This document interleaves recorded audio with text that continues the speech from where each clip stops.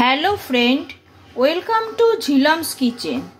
আজকে আমি তোমাদের সাথে শেয়ার করতে চলেছি পনিরের আরেকটা দুর্দান্ত রেসিপি, মটর পনির রেসিপি। নান, কুলচা, রুটি বা পরোটা যে কোনো কিছুর সাথে এটা খেতে কিন্তু অসাধারণ লাগে। তোমাদের যদি আমার এই রেসিপিটা পছন্দ হয়ে থাকে তাহলে তোমরা লাইক, শেয়ার, কমেন্ট করো। আর আমার চ্যানেলের নিত্য নতুন রেসিপির আপডেট পেতে গেলে আমার চ্যানেলটিকে অবশ্যই সাবস্ক্রাইব করো। মটর পনির বানানোর জন্য আমি এখানে 400 গ্রাম পনির নিয়ে নিয়েছি। পনিরগুলোকে আমি এভাবে কিউব করে কেটে নিয়েছি। এবার পনিরগুলোকে আমি ভালোভাবে ভেজে নেব। পনিরগুলো ভাজার জন্য আমি একটা কড়াইতে নিয়ে নিয়েছি রিফাইন্ড অয়েল। তেলটা গরম হয়ে গেছে। এবার আমি পনিরের কিউবগুলো তেলের মধ্যে ছেড়ে দেব।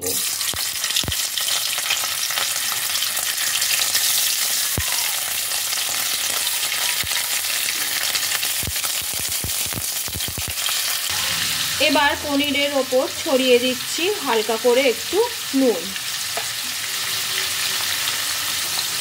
পনিরগুলোকে এপিট ওপিট করে হালকা লালচে করে আমি ভেজে নেব। খুব বেশি কড়া করে কিন্তু ভাজার কোনো প্রয়োজন নেই।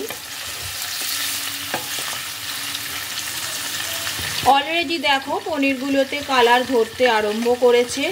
এইভাবে আমি সমস্ত পনিরগুলোকে ভালোভাবে ফ্রাই করে নিচ্ছি।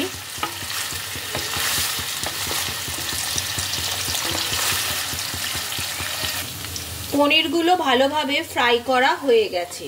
এবার আমি পনিরগুলোকে তেল থেকে তুলে নিচ্ছি।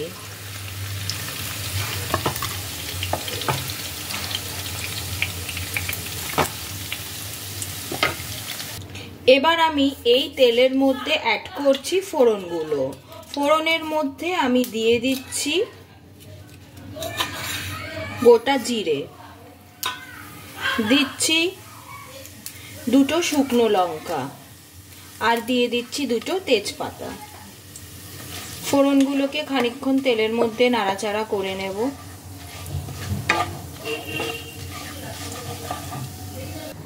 ফোড়ন থেকে একটা সুন্দর গন্ধ বের হতে আরম্ভ করেছে। এবার আমি এখানে দিয়ে দিচ্ছি পেঁয়াজ কুচি। এখানে আমি দুটো মাঝারি সাইজের পেঁয়াজকে ভালোভাবে কুচি করে নিয়েছি।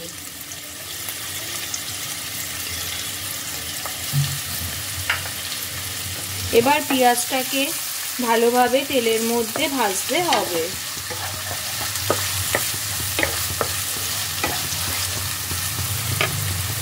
পেঁয়াজটা ভাজার সময় পেঁয়াজের মধ্যে আমি দিয়ে দিচ্ছি সামান্য একটু নুন। এতে পেঁয়াজটা তাড়াতাড়ি নরম হবে।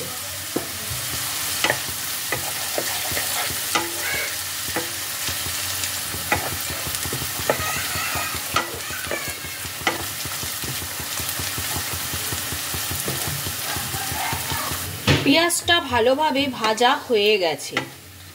এবার আমি এর মধ্যে অ্যাড করে দিচ্ছি আদা রসুনের পেস্ট। আদা রসুনের পেস্টটাকে তেলের মধ্যে ভালো করে কষিয়ে নিতে হবে যতক্ষণ না আদা রসুনের কাঁচা গন্ধটা চলে যায়।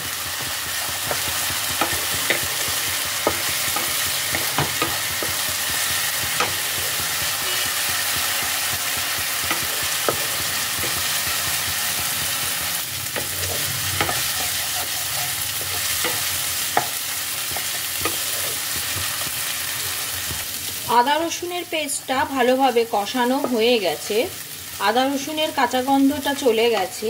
এবার আমি এর মধ্যে অ্যাড করছি টমেটো পেস্ট। আমি এখানে দুটো ছোট সাইজের টমেটোকে নিয়ে পেস্ট করেছি। টমেটো পেস্টটা দিয়েও এটাকে ভালোভাবে কষাতে হবে।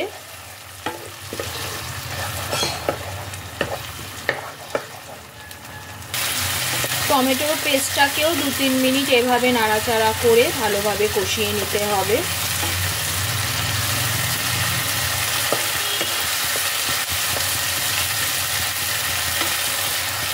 টমেটোর পেস্টটাকেও ভালো করে কষানো হয়ে গেছে।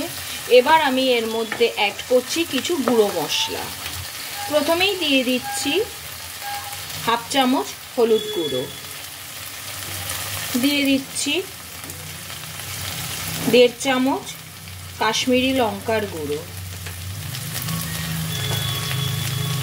1 চামচ জিরে গুঁড়ো, আর দিচ্ছি 2 চামচ ধনে গুঁড়ো,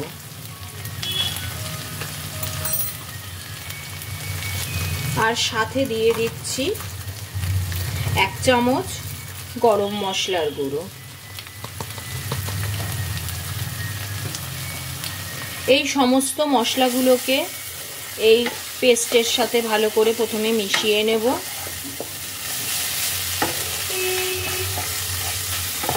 নিয়ে এর মধ্যে অ্যাড করব সামান্য একটু জল, যাতে মশলাটা পুড়ে না যায়।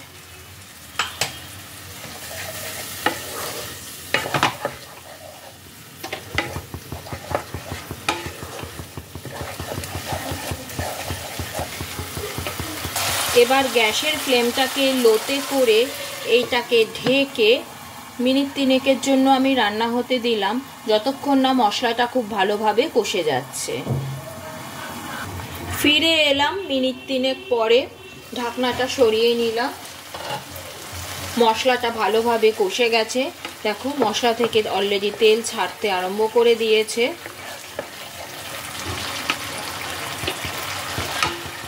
আবারও কয়েকবার একটু নেড়ে দিচ্ছি।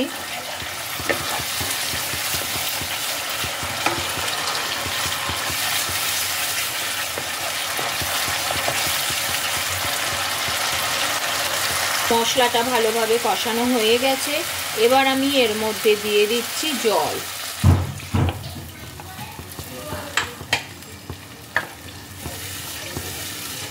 খুব বেশি জল অ্যাড করবার কিন্তু কোনো দরকার নেই, রান্নাটা একটু মাখা মাখাই হবে।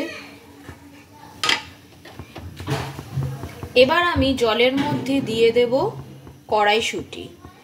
এটা হচ্ছে এই রান্নার আরেকটা অন্যতম প্রধান পার্ট।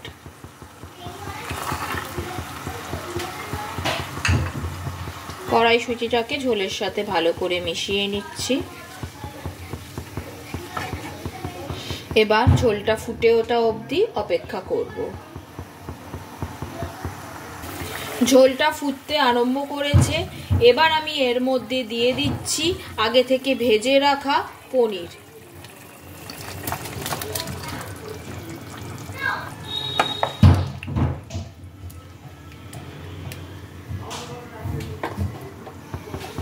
এবার আমি এর মধ্যে দিয়ে দিচ্ছি স্বাদ অনুসারে নুন, আর দিচ্ছি চিনি। এই সব কিছুকে আবারও একবার ঝোলের সাথে ভালো করে মিশিয়ে নেব।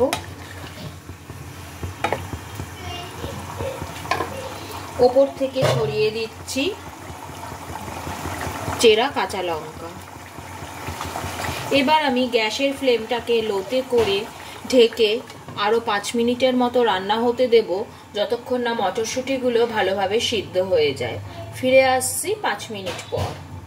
ফিরে এলাম 5 মিনিট পর।